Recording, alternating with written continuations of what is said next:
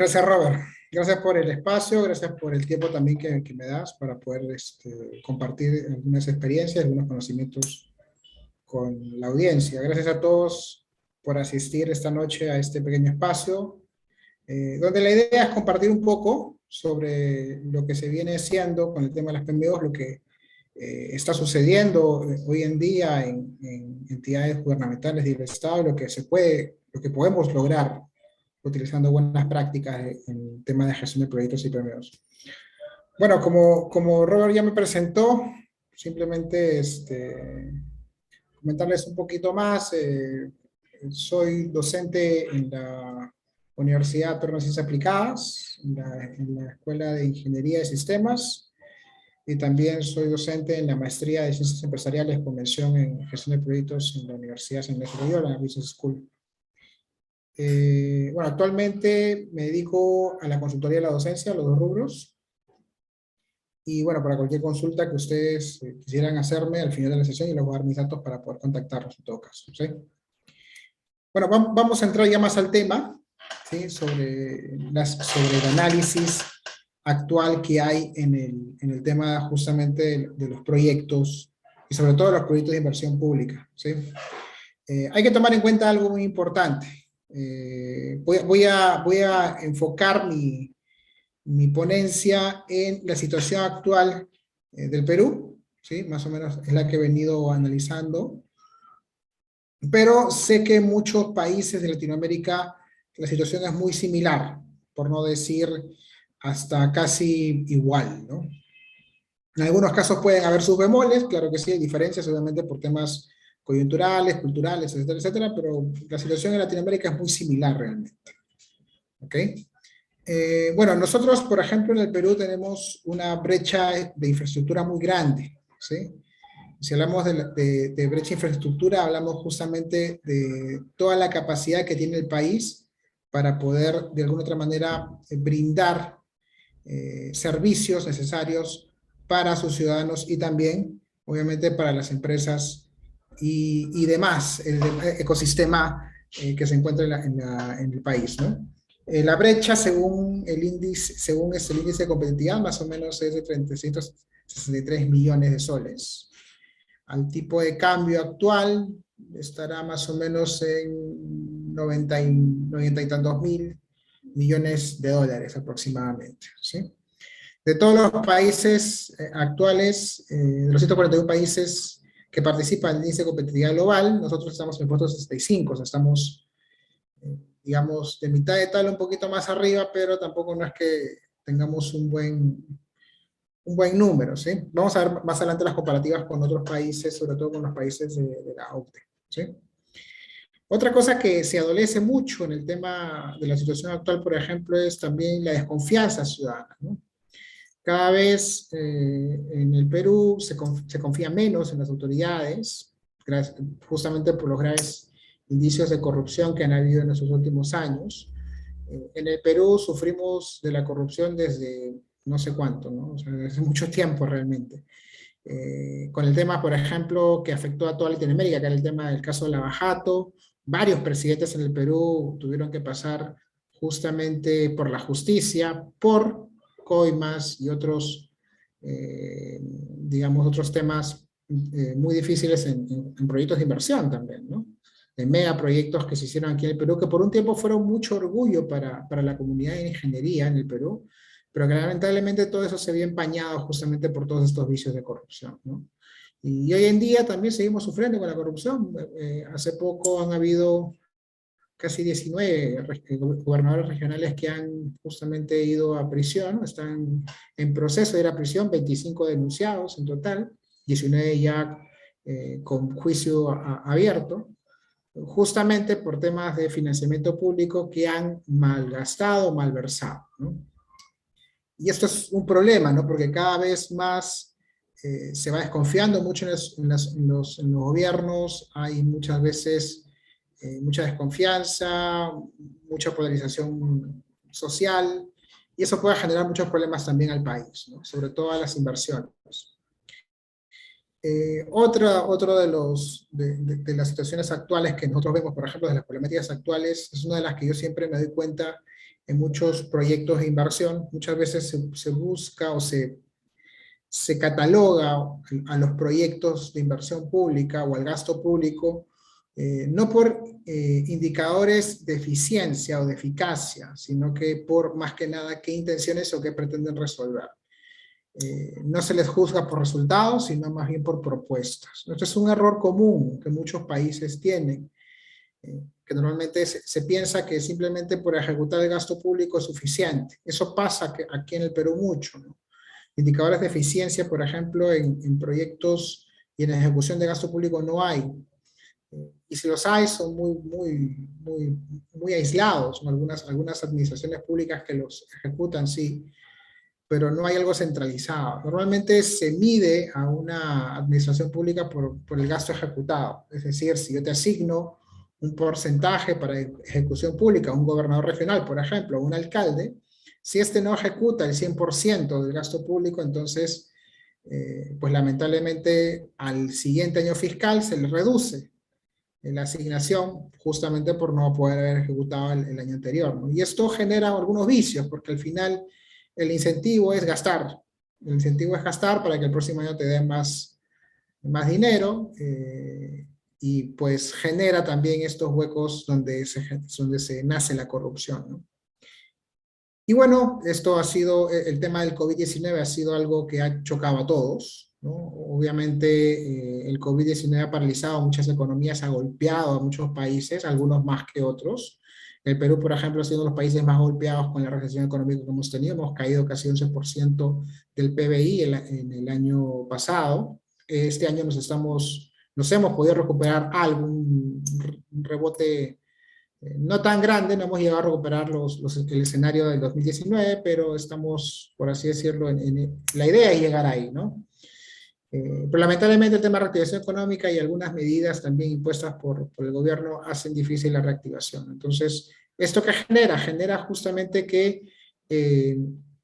haya menos empresas, la economía decaiga o decrezca, la recaudación sea menor y por ende los impuestos y la asignación del gasto público también, ¿no? Entonces, estamos en un escenario donde debemos cada vez ser mucho más eficientes en el gasto. Si antes no lo éramos, ahora lo debemos ser con mayor prioridad. Si antes el dinero se escabullía, por así decirlo, por los huecos y las filtraciones que habían, ahora debemos evitar eso, ¿no? Y justamente parte de esa propuesta de solución es utilizar buenas prácticas para la gestión de proyectos públicos, ¿no? Esta es una gráfica que saqué del BID sobre la ineficiencia técnica en el Estado, ¿no? Y acá hay una gráfica de todos los países. ¿Okay? Normalmente en este gráfico el BID mide tres ineficiencias técnicas: filtraciones de transferencias. Las filtraciones suena pues a pérdida de dinero a la hora que se transfiere de partida fiscal a otra, de partida fiscal pública, que pueden ser justamente también, digamos, corrupción. Mal gasto, remuneraciones de empleados, cuando a veces se contrata más personal público del que se necesita, que también muchas veces ocurre.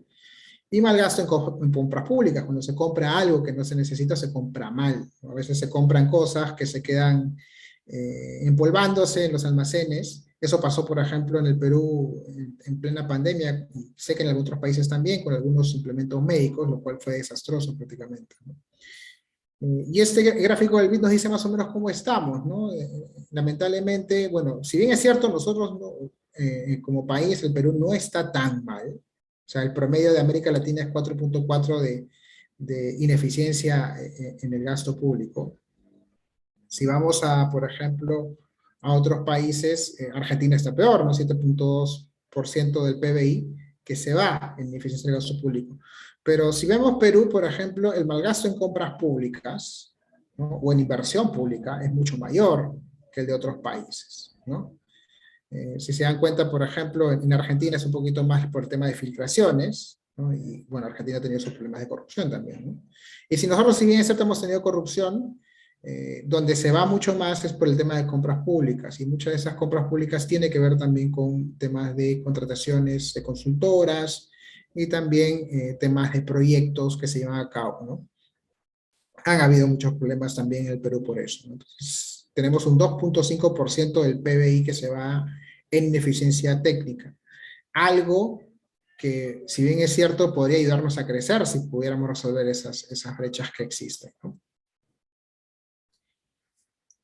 Y bueno, hay una cita bien interesante que quise poner, que es una cita de Milton Friedman, que es un premio Nobel de Economía, que él decía, por ejemplo, que los grandes errores que tienen los países es a veces juzgar las políticas y los programas públicos más por sus intenciones que por sus resultados, ¿no?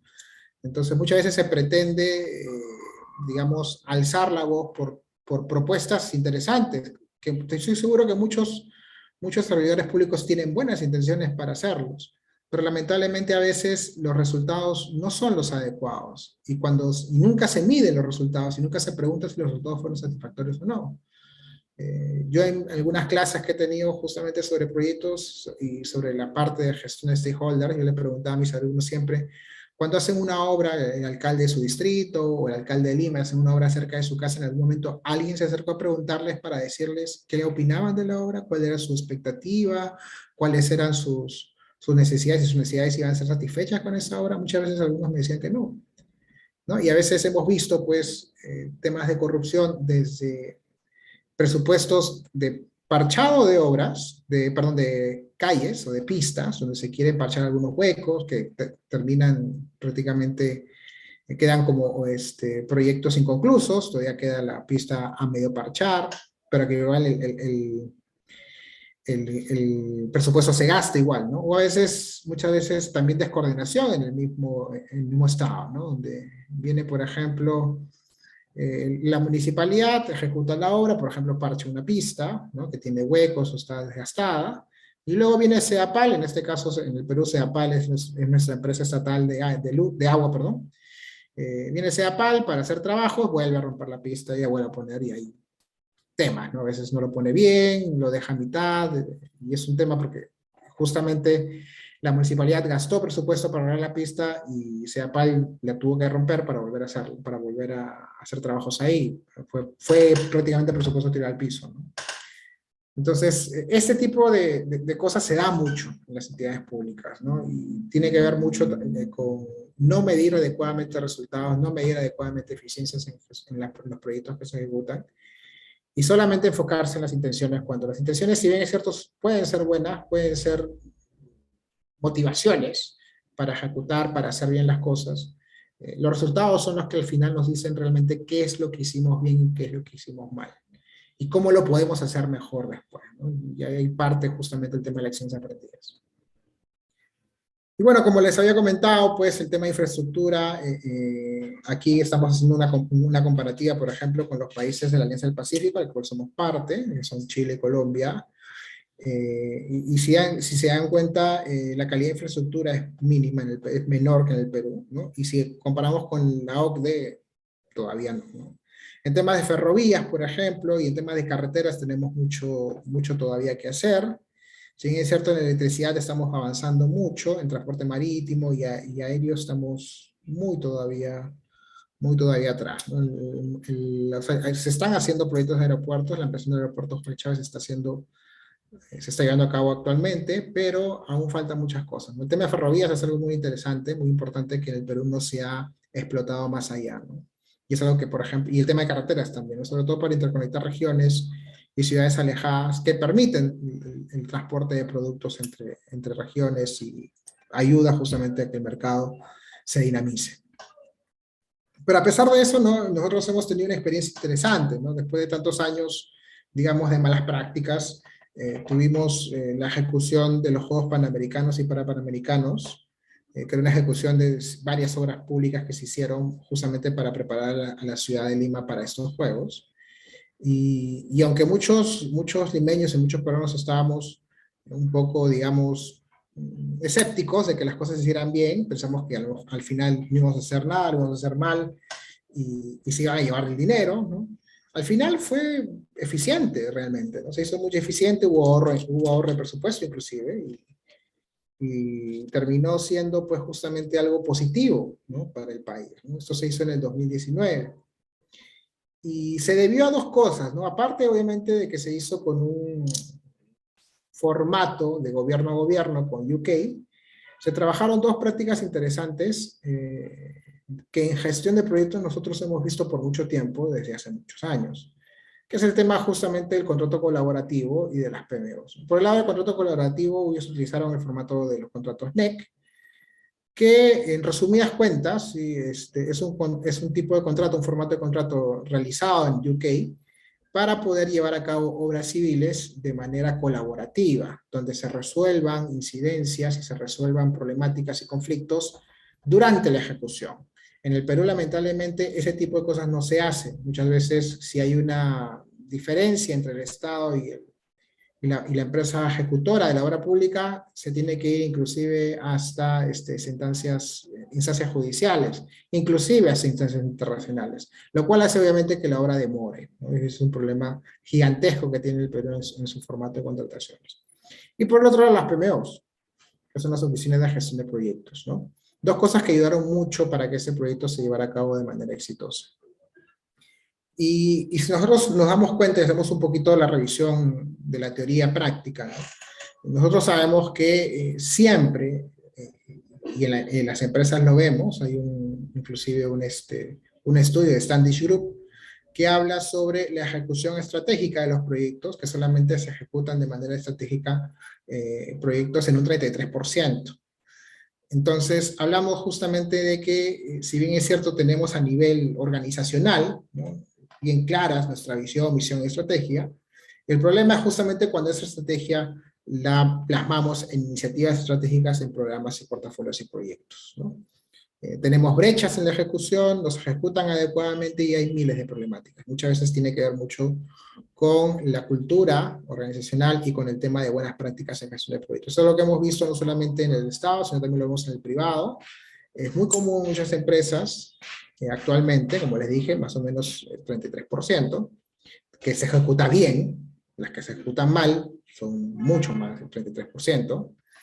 Entonces, digamos que es algo que desde el privado lo hemos visto muchas veces, ¿no? Y es algo que también el Estado se encuentra. ¿Cómo está la situación actual? Pues con los proyectos de obra pública. Últimamente la mayoría de políticos ha optado por utilizar justamente los formatos de contrato G2G, por la sencilla razón que han sido exitosos, ¿no? Obviamente si algo te funcionó, hay que volver a utilizarlo, es lo más normal, ¿no? Entonces se han estado dando en concesión o haciendo contratos en varias obras públicas, ¿no? Aquí he puesto tres, que son las más importantes, pero son varias, son 11 actualmente que se están llevando a cabo.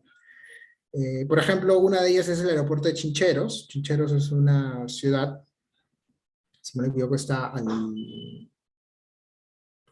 creo que está al sur, al norte, no recuerdo ahorita. Disculpen un poco el lapsus en geografía, ¿no? Pero es una ciudad, digamos, estratégica, donde se puede llevar a cabo adecuadamente un aeropuerto internacional, es lo que se está llevando a cabo. Es en Cusco, creo que es en el sur. Entonces, esta ejecución de esta obra se está llevando a cabo con un contrato G2G con la empresa Cotracac, que es, digamos, el representante del gobierno de Corea del Sur. Se está llevando a cabo con los coreanos, ¿no? Y la ejecución más o menos está en 2.343 millones de soles. ¿Okay? El contrato de la nueva carretera central, ¿sí? y del puente de Santa Rosa se está llevando a cabo por un contrato G2G con Francia. La empresa es Aegis Village Transports. Discúlpenme el francés, no tengo el acento, pero ese es el nombre de la empresa. Y el contrato está más o menos en 11.842 millones, ¿no? Casi 12.000 millones de soles, ¿no? Y bueno, otra de las obras G2G que se están llevando a cabo es justamente el tema de reconstrucción con cambios en el norte del país, por un tema del niño costero, que se destruyó mucha infraestructura, sobre todo de salud y educación en el norte, pues se está llevando a cabo toda esa reconstrucción. Este programa de proyectos con UK, en un contrato de G2G, y esta obra está más o menos valorizada en 7.000 millones de soles. Entonces estamos hablando de una ejecución importante del gasto público que se está llevando a cabo actualmente en el país, ¿no? Entonces, por nuestra parte, ¿qué se propone? Si hemos visto adecuadamente cómo se llevan a cabo hemos visto el éxito que ha habido en el contrato de G2G con los Juegos Panamericanos, o sea, hay un interés en replicar ese éxito. Pero si bien es cierto, esas buenas prácticas se llevan a cabo, se pueden llevar a cabo con un contrato de G2G, hay que tomar en cuenta algo, ¿no? Que esto al final no necesariamente va a ser sostenible en el tiempo.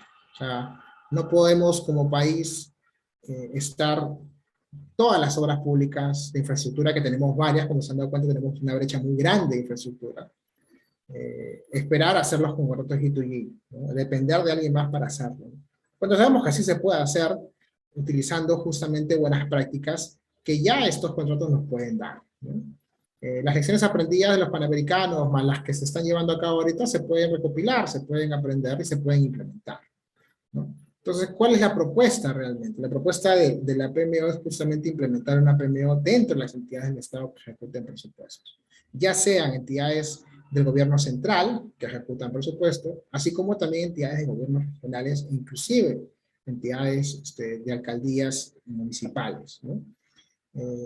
Más o menos tenemos en consideración, pues justamente, que la gestión de proyectos como tal, ¿sí? Tiene ciertas buenas prácticas que se pueden implementar, ¿no? Toda la gestión de portafolios, programas y proyectos, la gestión de stakeholders, que es muy importante en la recopilación justamente de las expectativas de los ciudadanos, que aquí debe estar enfocado más en los ciudadanos y en los líderes comunitarios, ¿no? El manejo adecuado del presupuesto, el alcance, que ya hemos visto que es exitoso justamente utilizando esas buenas prácticas, y tener claro también los objetivos del proyecto enfocados justamente en rendimiento y eficiencia. Eso es muy importante, tener claro si el proyecto ejecutado al final es eficiente, si ha cumplido con objetivos. No solamente si ha tenido buenas intenciones, porque yo estoy seguro que todos los proyectos que se plantean desde el público para mejorar la calidad de vida de los ciudadanos, pues, tienen muy buenas intenciones. El problema es cómo se miden los resultados posteriormente y después cómo se aprenden de ellos, ¿no? Desde las instituciones del Estado, pues sabemos que tienen una estructura organizacional establecida, ¿no? Hay estrategias inclusive digitales que se quieren llevar a cabo, muchas municipalidades están tomando en consideración estrategias digitales, por ejemplo, para temas vinculados más a Smart Cities. Monitorear resultados, que también es algo importante que se deben tomar en cuenta para la gestión pública, ¿no? Que muchas veces ellos tienen sus propias, digamos, indicadores de monitoreo de resultados, sobre todo para recaudación, ¿no? Que es, por así decirlo, el punto más importante para las entidades estatales, ¿no? Recaudar ya sea arbitrios en temas municipales o ya sea impuestos por temas de gobierno central, ¿no? Entrega eficiente, que es obviamente es uno de los requisitos que muchos de los ciudadanos pedimos a nuestras autoridades, ¿no? Yo pago mis impuestos, yo pago mis arbitrios, pero yo necesito que tú me entregues las soluciones y las propuestas de manera eficiente, ¿no? Entonces, aquí entra a traer, por así decirlo, la PMO como una especie de puente, ¿no? Entre las buenas prácticas que se dan en la gestión de proyectos y las prácticas actuales que se dan en el Estado, ¿no?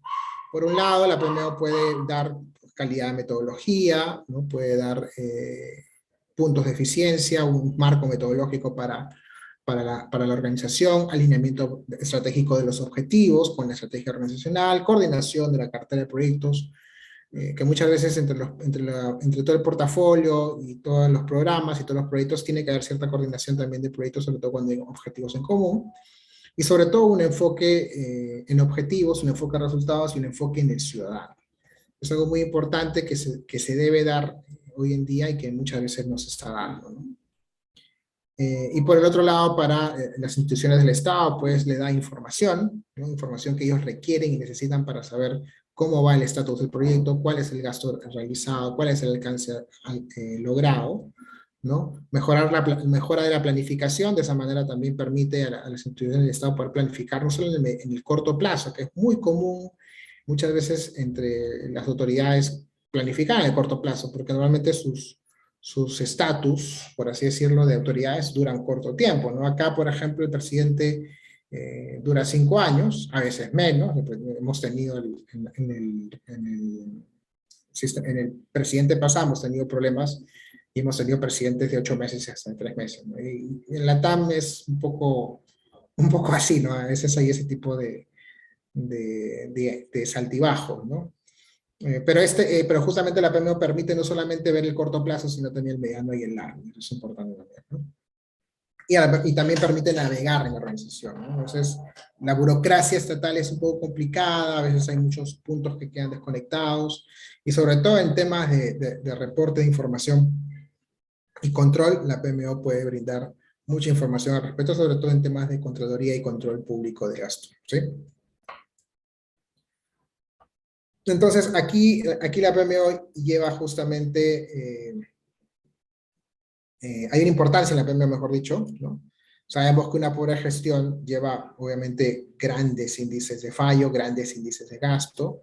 La PMO permite que hayan recursos y herramientas necesarias provistas para cada proyecto, para esa ejecución exitosa, y mantiene el alineamiento de los proyectos, programas y portafolios con la estrategia nacional, ¿no? Hay que tomar en cuenta también otra cosa, los skills, ¿no? Muchas veces sucede que, muchos de ustedes sabrán, cuando se cambian personal en el proyecto, líderes de proyectos, a veces el personal se va con los skills que tienen, ¿no? Y a veces se queda en la nebulosa cómo esos skills pueden ser transferidos, ¿no? Parte de la importancia de la PMO es justamente la transferencia de conocimiento también en estos skills, ¿no? Y el desarrollo descentralizado, ¿no? Requiere un soporte centralizado, ¿no? Si bien es cierto, hay muchos proyectos, por ejemplo, digamos, en un gobierno central, ¿no? Un país grande, tan grande como el Perú, que tiene hasta inclusive tres zonas geográficas, que son la costa, la sierra y la selva. Es un poco complicado, ¿no? O sea, llevar a cabo proyectos desde un solo punto, ¿no? Digamos, sería muy complicado que una sola persona dirigiera todo eso, ¿no? Pero sí es bueno tener un control, un desarrollo descentralizado, sí, pero que haya un soporte centralizado. Entonces se ejecutan proyectos, si bien es cierto, no hay un control hegemónico desde un punto específico, por ejemplo, desde la capital, sino que se brinda soporte, pero un soporte para que lleven los proyectos de manera adecuada, ¿no? No para que necesariamente acaten, por así decirlo, un plan centralizado, sino que simplemente tengan soporte para mejorar la calidad de vida de sus ciudadanos. Porque por algo, cada autoridad de cada región, de cada municipalidad, localidad, tiene un contacto más directo con sus ciudadanos, ¿no? Es crucial para eso contar con un soporte que sea centralizado, monitorear, facilitar la transferencia de prácticas, y sobre todo la transferencia del conocimiento aprendido, ¿no? Si bien es cierto, podemos decir que un proyecto realizado en la costa es muy distinto a un proyecto realizado, digamos, en ceja de selva, hay prácticas, hay conocimiento adquirido que puede ser transferible en esos aspectos, ¿no? Sí sería bueno tener algún tipo de conocimiento que se pueda llevar a cabo y que se pueda transferir en ese aspecto, ¿no? Bueno, algunos beneficios justamente de tener una PMO, ¿no? Y esto lo he sacado de un estudio realizado del PMI, del Pool of the Profession, ¿no? Normalmente las PMOs que tienen un alto alineamiento estratégico, un alto impacto estratégico, tienen una ejecución 4 veces mucho mayor, son más eficientes para ejecutar proyectos 4 veces más que las que no tienen o tienen una PMO que no es necesariamente una PMO estratégica o una PMO de alto desempeño, ¿no? Permiten también una mejor eficiencia en informes de carteles de proyectos, en la misma alineación estratégica de proyectos, prioridades estratégicas y alineación con los proyectos, con los objetivos estratégicos, ¿no? El 41% de las organizaciones que posee una oficina estratégica de proyectos, una PMO, de forma que se encuentra en un 41%, que se encuentra alineada con la estrategia, perdón, cierra la brecha entre la ejecución y estrategia en un 41%, ¿no? Eso mejora un poco el número, ¿sí? Que les di hace un momento de Standish Group, de que era más o menos el 33%. La PMO mejora mucho esto, ¿no? Pero hay que tomar en cuenta que es un proceso, ¿no? No una vez implementada la PMO todo va a funcionar. Esto es un tema de madurez, ¿no? La PMO no es una propuesta de corto plazo. Y eso a veces, muchas veces hace que muchos políticos, muchas personas que estén ligadas a la política no la tomen en consideración. Porque obviamente, pues, implementar una PMO no tiene un rédito político instantáneo, lo cual a muchos políticos sí les interesa, ¿no? Entonces, esta es una propuesta más técnica, por así decirlo, que política. Entonces, hay que tomar en consideración esto, pero que sí va a servir mucho para la ejecución de proyectos públicos de manera adecuada, ¿no? 80% de las mejores organizaciones tienen una PMO y que 72% indica que existe un alto nivel de alineación de la PMO estratégica justamente con su estrategia organizacional. ¿Sí? Todos estos son datos del Pool of the Profession de la versión del 2018. ¿Cómo podemos nosotros conocer una PMO que es de alto desempeño? Bueno, cuando la PMO permite y promueve la cultura de proyectos, ¿no? Cuando hay una PMO con cultura de proyectos, hay muchas mejoras, ¿no? Hay una identificación de priorización de proyectos de manera más adecuada y hay formulación de estrategias mucho más adecuadas. Yo soy de los que creen que la PMO debe no ser solamente un ente de ejecución estratégica, sino debe ser un ente de formulación. Debe formar parte de la formulación estratégica de la organización, ya sea de una organización privada o ya sea de una organización pública. ¿Ok? ¿Por qué? Porque es importante que los ejecutores sepan lo que van a hacer. Y la mejor forma de saberlo es estar en la planificación. Muchas veces se comete ese error, ¿no? La planificación se hace en la planificación estratégica se hace en una oficina, 4 directivos o ejecutivos o funcionarios públicos de alto nivel encerrados, trazan sus perspectivas del año y luego se las mandan al equipo para que la ejecute. Pero muchas veces se pierde las intenciones, justamente se pierden las motivaciones de la ejecución, se pierde información importante que puede servir para la ejecución. Entonces yo creo que sí, las PMO deben formar parte también de la ejecución, perdón, de la planificación de la estrategia. ¿Sí? La PMO permite una evaluación continua de desempeño justamente por temas de mejora y aprendizaje y sobre todo de aprendizaje continuo y lecciones aprendidas. Cuando una PMO es de alto desempeño tiene un 77%, perdón, cuando una PMO es de alto desempeño tiene un 77% más eficaz en el seguimiento y evaluación de desempeño de los proyectos, algo que es muy importante para nosotros según las perspectivas que hemos estado hablando en la situación actual, ¿no? En un entorno que actualmente tenemos, digamos, un poquito menos recursos que antes, ¿no? Que antes de la pandemia.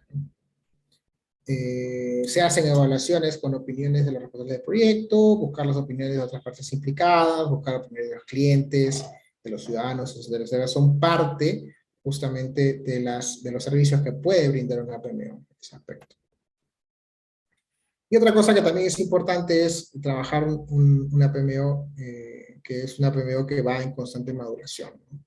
Las PMO no son oficinas estáticas, por así decirlo, ¿no?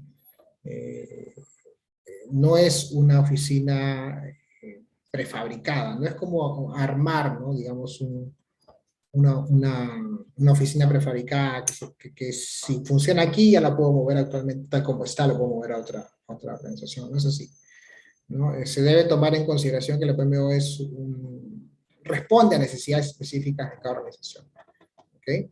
Y si bien el Estado es una organización muy grande, cada entidad tiene diferentes necesidades y enfrenta diferentes retos y por ende la implementación de una oficina de proyectos en cada una de ellas es distinta. ¿Okay? ¿Pueden estar interconectadas? Claro que sí, puede haber una interconexión, compartir conocimiento, compartir información, creo que sí, pero es distinta en su ejecución y su implementación y en los servicios que brindan. Es por eso que es importante para eso tener pues, ciclos de madurez, tener en consideración que se debe constantemente actualizar los servicios de la PMO. La PMO, como toda organización, tiene un ciclo de ejecución estratégico y un ciclo de mejora continua. Eso hay que tomar en consideración. La mejora continua es una de las cosas que a veces perdemos nosotros de vista, es uno de los ejes principales, inclusive de la transformación digital, y las PMOs también están sujetas a esto, así como toda la organización, ¿no? Y resultados, otra cosa que es importante tener en consideración, tener claros los resultados. KPIs, en el caso pueden ser OKRs también, si la empresa es lo suficientemente madura para tener OKRs, que deben estar alineados justamente a los objetivos de la organización. ¿Qué nos falta? ¿Qué necesitamos? ¿Cuáles son los pasos? ¿Cuál es el roadmap que debemos tener? Bueno, el roadmap es bien grande, ¿sí? Abarcarlo sería pues una serie digamos, de reuniones de trabajo, ¿no? Más o menos he resumido 4 puntos críticos que se pueden considerar a la hora de realizar una propuesta integral de ejecución de PMO, ¿no? Para empezar, una normativa, ¿no? Desde el Estado se deben crear normativas, no solamente para que digamos, las entidades estatales puedan ya implementar sus propias PMOs, sino también permitir, ¿no?, que haya transferencia tecnológica y transferencia de conocimiento de los proyectos actualmente G2G que se llevan a cabo. Si bien es cierto, hay iniciativas para hacerlo, y sí he tenido conocimiento directo de algunas, lamentablemente se pierde. Se pierde porque no hay mucho interés en aprender sobre lo bueno que se ha hecho. Y eso es algo pues, que justamente se debe corregir. No está mal, como les dije hace un momento, no está mal el tema de los G2Gs. Lo único que está mal es que sabemos que no es sostenible en el tiempo. Y que si bien es cierto lo estamos ejecutando ahora, debemos aprender de lo que estamos haciendo, ¿no? Y debemos aprender también de justamente todo el pool de buenas prácticas que ya existen actualmente, ¿sí? La opción de los contratos NEC y los contratos colaborativos es importante, ¿no? Se debe adoptar ese marco de contrataciones del Estado y sobre todo se debe coordinar su ejecución con lo que vendría a ser el órgano de control interno del país, que en este caso es la Contraloría, ¿no? Los procedimientos de control, como les decía, tienen que ser estructurarse un poco a la normativa vigente. Las prácticas de Contraloría deben enfocarse más en la información y resultados. Muchas veces la Contraloría tiene... Bueno, la Contraloría de Perú tiene algunos puntos de control un poquito muy exigentes, y a veces al mismo funcionario público, el mismo ejecutor del proyecto le da miedo. Le da miedo aceptar algún cambio, aceptar alguna adenda, porque a veces la Contraloría es un poco exigente, es un poco mal pensada, por así decirlo, ¿no? Y es que prácticamente es el punto, ¿no? O sea, busca dónde encontrar huecos en la administración pública para poder hacer investigación. Es parte de la ejecución de Contraloría, yo lo sé, pero debe enfocarse justamente en resultados, debe estar en un rol más de acompañamiento que de señalamiento, creo yo, ¿no? Y otra cosa es lo que les decía, la propuesta no debe ser política, tiene que ser técnica. La adaptación es progresiva, no va a ser, yo sé que no va a ser en muchos casos una propuesta de campaña política de ningún político, porque la mayoría de políticos ha adoptado y prefiere el G2G porque es mucho más fácil, ¿no? Oye, que venga otro y me lo haga. Mucho más sencillo. Da réditos también porque el proyecto puede durar 4 o 5 años, puede tener resultados, tiene algunos centrales parciales, ¿no? Lo que debemos hacer nosotros, o lo que se debería hacer bajo la administración pública, es ir adaptando de manera progresiva, ¿no? Ir continuando la adaptación, las buenas prácticas que se llevan a cabo de los proyectos G2G que se están llevando a cabo. Porque los resultados que se van a tener no van a ser en el corto, sino van a ser a mediano y a largo plazo. ¿Ok? ¿Y hasta dónde podemos llegar? Bueno, el cielo es el límite, no hay que ser tan, no seamos tan optimistas, pero sí, se pueden llegar a hacer muchas cosas, ¿no? Por ejemplo, en la ampliación del Canal de Panamá, que es un proyecto de infraestructura muy grande, fue considerado uno de los 50 proyectos más influyentes por el PMI. Es un proyecto que se hizo bajo un enfoque de una PMO centralizada que llevó a cabo toda la ejecución del proyecto. Y el proyecto del Canal de Panamá fue un proyecto muy grande, un megaproyecto que definitivamente pues puso los ojos del mundo en Panamá en ese momento, ¿no? Nosotros hemos tenido el nuestro, ¿no? El de los Panamericanos, que ha sido un proyecto muy grande, también que lo hemos llevado con las PMOs, y podríamos decir que también ha sido un éxito, una buena práctica, algo exitoso que se llevó a cabo, ¿no?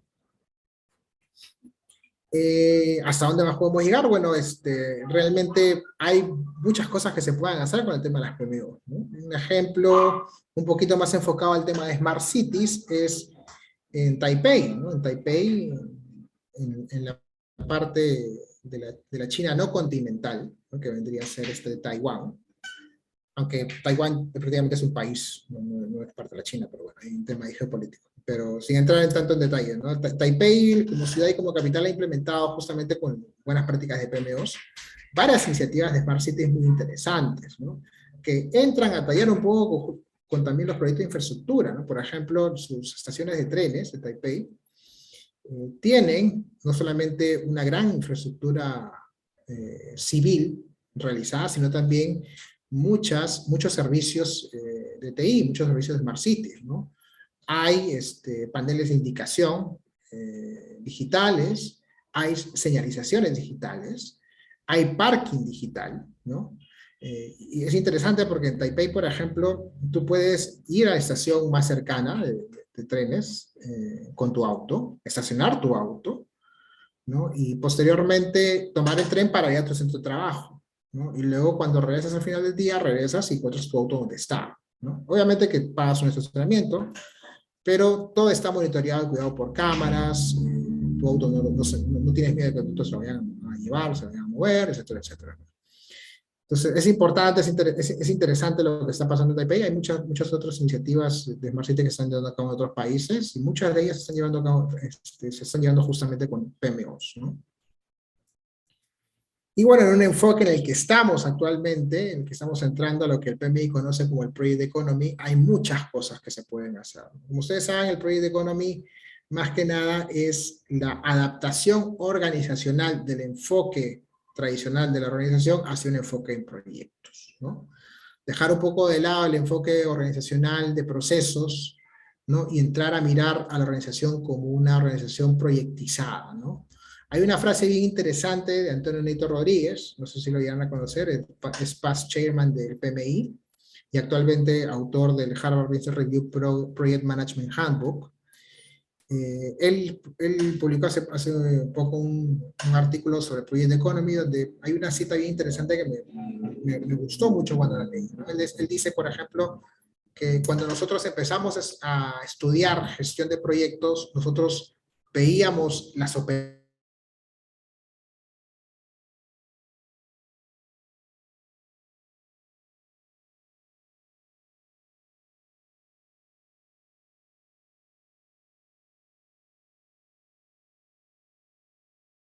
organizaciones aún, ya no son infinitas, ya no son perennes en el tiempo, sino que cambian constantemente, adaptándose justamente al entorno cambiante, al entorno disruptivo que hay. Y los proyectos, si bien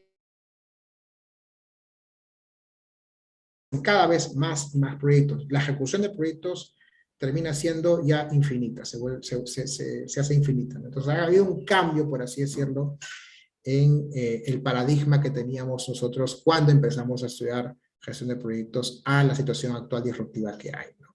Entonces, estamos entrando a ese enfoque de Project Economy. La gestión pública no es ajena a esto, porque los ciudadanos estamos con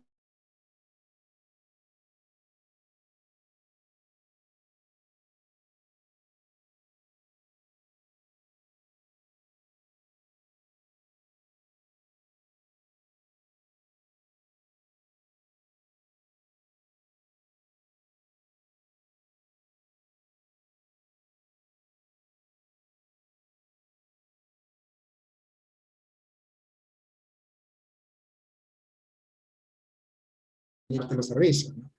Entonces, hay muchas cosas que cambiar, hay muchos paradigmas que romper. Creo que las buenas prácticas que se están llevando a cabo con el tema de PMO, con el enfoque orientado a proyectos, van a ser muy importantes para la gestión pública en los próximos años.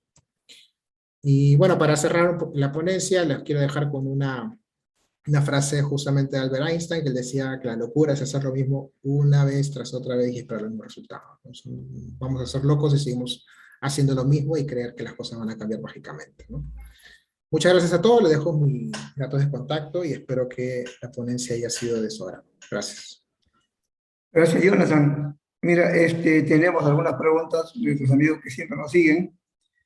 Hay una pregunta de Benjamín Gutiérrez, nuestro amigo Benjamín. Dice, ¿cómo es que dichos planteamientos teóricos o académicos pueden aterrizar a nivel de gobierno nacional, gobierno regional o gobiernos locales? ¿Se tendría que cambiar la norma del invierte y de la OSHI? Pregunta. Sí, Benjamín, ¿qué tal? Sí, definitivamente tiene que haber varios cambios. La opción, como les dije, es progresiva, no va a ser tan rápido.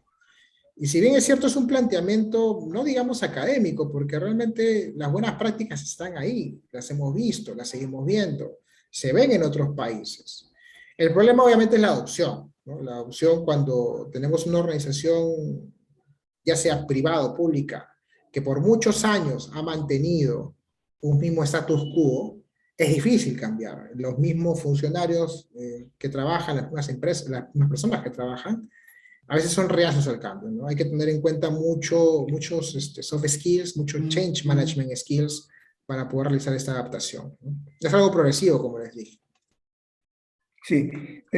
Oscar Carrasco pregunta, la integración del OCE es lineamiento normativo, entiendo. La PMO brinda servicios, entre paréntesis, ese abanico sí sería una gran ventaja mencionarlos en los procesos de invierte y de Contraloría incluso. Claro, claro, es justo lo que les estaba comentando, ¿no? Cada entidad del Estado tiene, de una u otra manera, necesidades distintas, por más que sean de la misma estructura estatal, ¿no? Por ejemplo, una entidad del Estado que ejecuta presupuestos es el MEF, ¿no? Y otra entidad que ejecuta presupuestos es el gobierno regional, no sé, pues de Cajamarca, por así decirlo, ¿no? Entonces, creer que una PMO en el MEF va a funcionar tal cual, digamos, copiar el formato y ponerlo en un gobierno regional, no es posible, ¿no? Cada una tiene que tener servicios, tiene que tener un proceso de madurez, adaptación, eh, y obviamente depende mucho de los servicios que necesita cada organización, ¿ok? Puede haber, como les dije, transferencia de conocimiento, puede haber transferencia de información entre ellas, puede haber centralización también, pero no es un copy-paste, ¿no? Cada PMO es un tailoring específico para cada organización. Benjamín hace un comentario, ¿no? Gutiérrez dice, los que tienen miedo a la Contraloría son las empresas ejecutoras corruptas. Un buen ejecutor no le teme a la Contraloría. Bueno, sí, o sea, casi todo el mundo le tiene miedo a la Contraloría, sobre todo las empresas corruptas, es verdad. Pero, por ejemplo, yo he tenido la oportunidad de conversar con varios personas, funcionarios del sector público que trabajan en entidades que ejecutan presupuestos. Y pues sí, ¿no? O sea, muchos funcionarios públicos tienen miedo de, por ejemplo, aprobar una adenda o firmar un cambio en el proyecto porque la Contraloría lo ve mal, ¿no? Y eso genera justamente una desmotivación, un desincentivo. No digo que la Contraloría hace mal su trabajo, simplemente digo que puede cambiar, ¿ok?, el enfoque, sobre todo de la contratación de los proyectos y de las compras públicas, para poder enfocarse no en un enfoque de señalamiento, sino en un enfoque más de cooperación. O sea, si la Contraloría estuviera presente, por así decirlo, en los procesos de contratación, en los procesos de ejecución, si fuera parte, por así decirlo, de la PMO, porque cada entidad del Estado tiene una oficina de control que depende de la Contraloría. Si esa oficina de control fuera parte, o uno de los integrantes fuera parte de una PMO, entonces tendría información de primera mano de todo lo que está pasando en el momento. No necesitaría pedirla post-mortem, por así decirlo, sino la tendría, por así decirlo, online. Entonces no sería necesario entrar en un enfoque de señalamiento post-mortem, ¿no? Mirar quién lo mató, sino estar en el presente, por así decirlo, en la sala de urgencias para ver todo lo que pasa en tiempo real, ¿no? Ya no hay ninguna pregunta, Jonathan, pero yo quisiera que nos comentaras, si bien es cierto, ya el Estado comenzó ya hace buen tiempo, no tanto obviamente, de la adopción de las PMO para poder, de determinado número mínimo de inversión del proyecto, adoptar que una PMO haga la supervisión, ¿no? Y para la buena ejecución, ¿qué es lo que falta? ¿Cuál es la agenda pendiente, ¿no? Porque mucha gente está mirando esto como una opción, obviamente, que puede dar buenos resultados y que se lleva, pues, con la debida planificación y la debida adopción de estrategias para su implementación, ¿no? Ya, yo creo que definitivamente debe haber mucha intención política.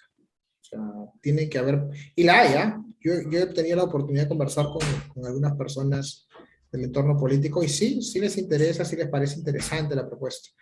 El problema es que, nuevamente, ¿no? Una cosa es el político cuando está, digamos, en campaña y otra cosa es el político cuando está ya arriba, ¿no? Y a veces ellos buscan réditos justamente para réditos a corto plazo para poder renovar sus autoridades, ¿no? Entonces ahí entra a tallar un problema. Yo creo que debe haber igual voluntad política. Yo creo que se debe tomar en consideración la propuesta como una propuesta a largo plazo, lo que me está comentando. No es una propuesta a corto plazo. Y la propuesta debe ir más por el corte técnico, ¿no?, que por el político. Y debe formar parte, y es más, forma parte de planes de largo plazo, como por ejemplo el plan de competitividad de infraestructura. En el plan de competitividad de infraestructura está la propuesta del uso de las PMOs. El problema es que no hay nada más. No hay normativa que lo acompañe, no hay ningún documento adicional de cómo se deben implementar las PMOs en las organizaciones. Es más, no hay una ley que lo haya acompañado, porque si hubiera leyes que lo impulsaran, lo podrían implementar actualmente. Como ustedes sabrán, muchas entidades del Estado no hacen nada que la ley no diga, ¿no? Todo lo que está en la ley es lo que ellos pueden hacer, ¿no? Funciona diferente a nosotros, ¿no? Nosotros los privados hacemos cualquier cosa que la ley no me diga que no puedo hacer. Si la ley me dice que no lo puedo hacer, no lo puedo hacer, ¿no? Pero de ahí puedo hacer cualquier cosa más. En el Estado es diferente. En el Estado yo no puedo hacer nada que no diga que la ley que puedo hacer en la ley. Entonces, si la ley no dice, si no hay una ley, una normativa que permita la implementación de las PMOs, que diga, se pueden implementar las PMOs, que hay buenas prácticas, etcétera, etcétera, como lo está viendo hoy en día, por ejemplo, para la transformación digital, desde la Secretaría Digital de la PSM, que por cierto es una gran iniciativa.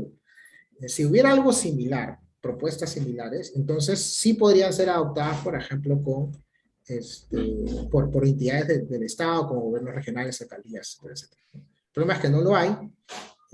Es más, inclusive yo considero que el tema de PMOs se puede trabajar muy bien con el tema de Smart City, con el tema de gobierno digital. Y les digo algunos ejemplos, por ejemplo, con temas de otros países como Taipei, ¿no?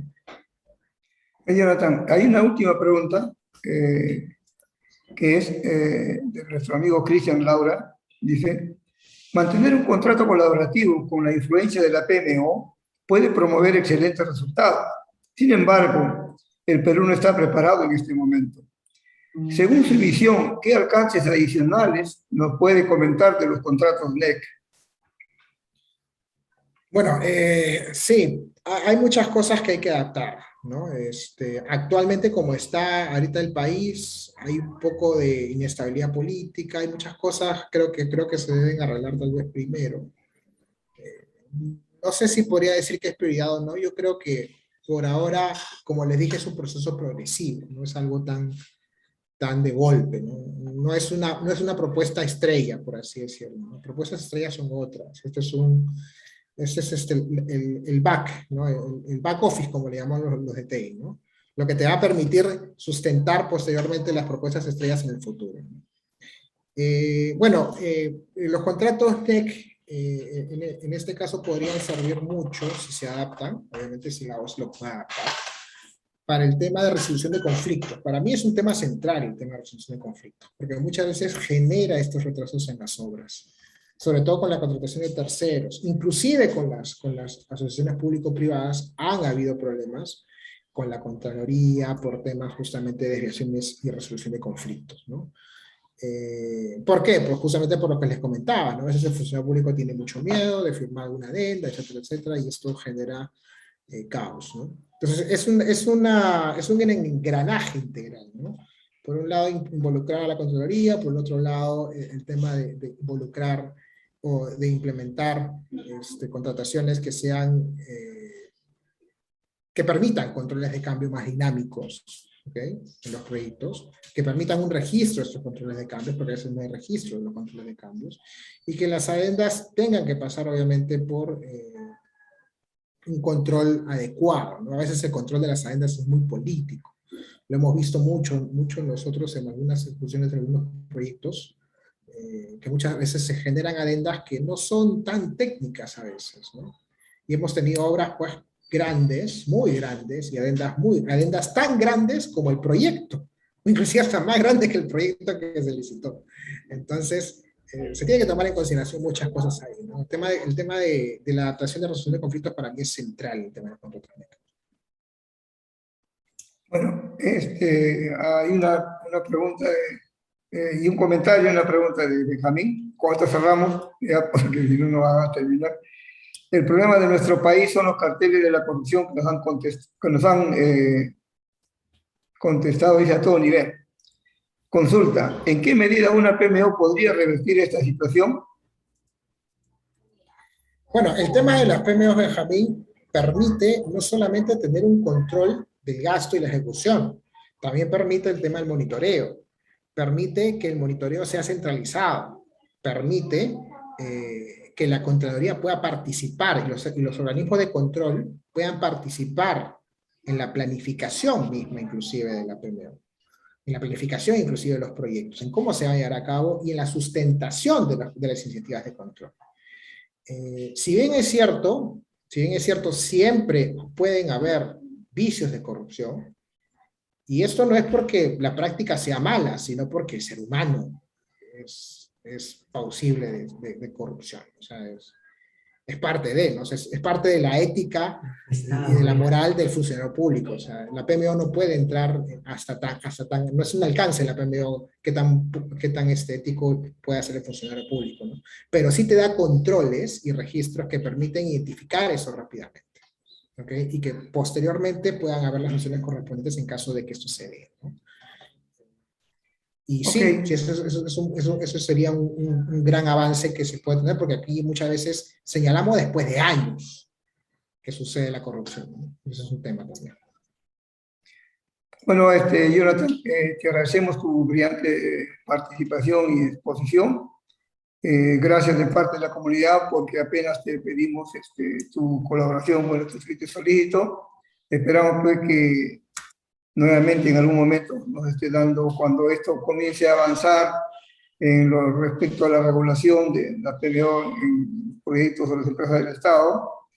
Y esto pues va a tener, como tú dices, es un proyecto no del corto plazo, sino tiene que ir madurando poco a poco, obviamente, ¿no? Porque la corrupción no lo vamos a desaparecer con un decreto, con una ley, ¿no? Bueno, fuera. Tiene que ver mucho con el cambio del comportamiento de las personas, ¿no? Y eso pues implica cosas muy complejas, ¿no? Lamentablemente, pues, y también en buena lid, los que controlamos, proyectamos, ejecutamos, diseñamos proyectos somos las personas. Y como tales son los únicos responsables de que esto camine para obtener mejores resultados. Y obtener mejores resultados es pues, obtener valor, ¿no? Es decir, controlar los beneficios que se han proyectado, porque los costos, no podemos ni con los costos y queremos agregar valor. Lo digo en buena onda, digamos, ¿no? O sea, el valor es una ecuación entre el beneficio menos el costo, y yo siempre he dicho, la primera parte de los costos no la podemos controlar bien ahora, con las estadísticas que le demuestran del PMI, del Pool Professional y muchas entidades que hacen estadísticas de este tipo de proyectos. Y ahora estamos trabajando en la gestión de la realización de los beneficios, que tampoco que es una parte compleja también, ¿no? Y eso significa agregar valor. Y después de agregar valor hay que agregarlo continuamente, y eso es una cadena, pues, ¿no? Yo siempre Es un digo de ciclo de que madurez. Es un ciclo de es un madurez ciclo de, constante. sí, claro, todas las personas, digamos, llegamos a cierto nivel de madurez y poco a poco, obviamente, eso nos da la experiencia, nos da la oportunidad o a veces que tenemos nosotros, pues, vino el tren con un proyecto y ahí estuvimos ahí y ejecutamos proyectos de gente que no lo hace porque no tiene la oportunidad. Pero la idea es la siguiente, ¿no? La idea es de que nosotros todos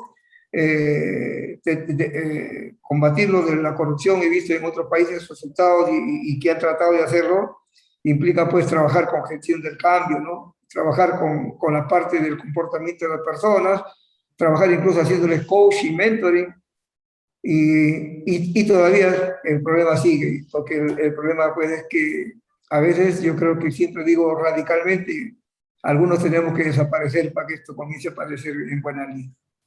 Lo he dicho de una manera creo que más tranquila que por no decir de una manera más dura, ¿no? Pero es así.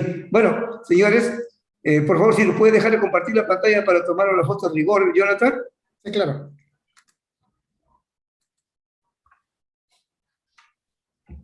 Bueno, señores, enciendan su cámara los que puedan, por favor, y su mejor sonrisa, un whisky, un cheese, un yes. Ahí lo veo a Juan Esteban, a Benjamín, ahí estamos. A ver, ya Oscar también ya se puso su cámara. Bueno, ya no veo qué más. Eh, ¿Qué pasó? Juancito Segarra. Bueno, ahí va. 1, 2, 3. Gracias a todos Aquí. ustedes. Otra. Ahí va otra. Vamos, Rolando. Les agradecemos pues, a todos ustedes su presencia hoy día. La próxima semana, las próximas dos exposiciones van a estar muy interesantes. Una va a ser acerca de la gestión del valor con la PMO, que es un tema similar dictó hace poco Víctor.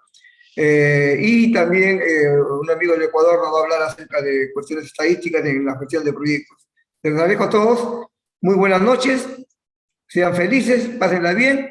Y como siempre digo, compartamos conocimiento, que compartiendo conocimiento lo hacemos más grande, por el bien nuestro, de nuestras familias y por el bien de nuestro país. Buenas noches, cuídense mucho. Muchas gracias. Un abrazo. Nos vemos. Gracias a todos, cuídense. Gracias. Buenas noches con todos. Buenas, chao.